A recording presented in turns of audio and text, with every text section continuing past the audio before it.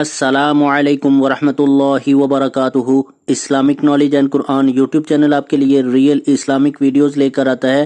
اگر ابھی تک آپ نے چینل کو سبسکرائب نہیں کیا ہوا تو چینل کو فوری طور پر سبسکرائب کر لیں اور ساتھ بیل آئیکن کو بھی پریس کر لیں اور نوٹیفیکیشن آل کر دیں تاکہ ہر نئی آنے والی ویڈیو کا نوٹیفیکیشن سب سے پہلے آپ کو ملتا رہے۔ بہت شکریہ۔ تو چلیے آج کی ویڈیو کا آغاز کرتے ہیں اللہ رب العزت کے بابرکت نام کے ساتھ۔ بسم اللہ الرحمن الرحیم۔ سورۃ القصص۔ سورۃ القصص مکی سورت ہے، اس میں 88 آیات ہیں۔ تعارف: سورۃ القصص مکہ مکرمہ میں نازل ہونے والی آخری سورت ہے، کیونکہ اس کی آیت 85 اس وقت نازل ہوئی تھی جب حضرت محمد رسول اللہ خاتم النبیین صلی اللہ علیہ وعلا آلہ واصحابہ وسلم ہجرت کی غرض سے مدینہ منورہ کے لیے روانہ ہو چکے تھے۔ اس سورت کی آیت 25 میں القصص کا لفظ آیا ہے، اسی مناسبت سے اس کا نام سورۃ القصص رکھا گیا ہے۔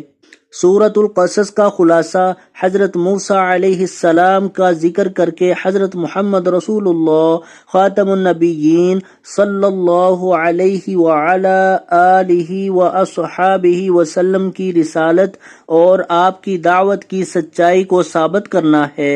مضامین: سورۃ القصص کے پہلے 5 رکوعوں میں بہت تفصیل کے ساتھ حضرت موسیٰ علیہ السلام کا واقعہ بیان کیا گیا ہے۔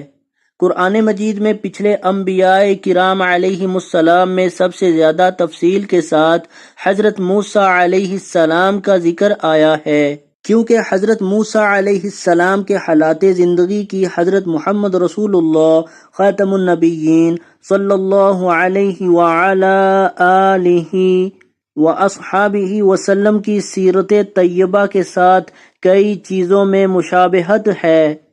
سورۃ القصص میں بنی اسرائیل کے ایک شخص قارون کا عبرت ناک واقعہ بیان کیا گیا ہے، جس نے آخرت کے مقابلے میں دنیا کو ترجیح دی اور اپنی قوم کی بجائے فرعون کی خدمت کی۔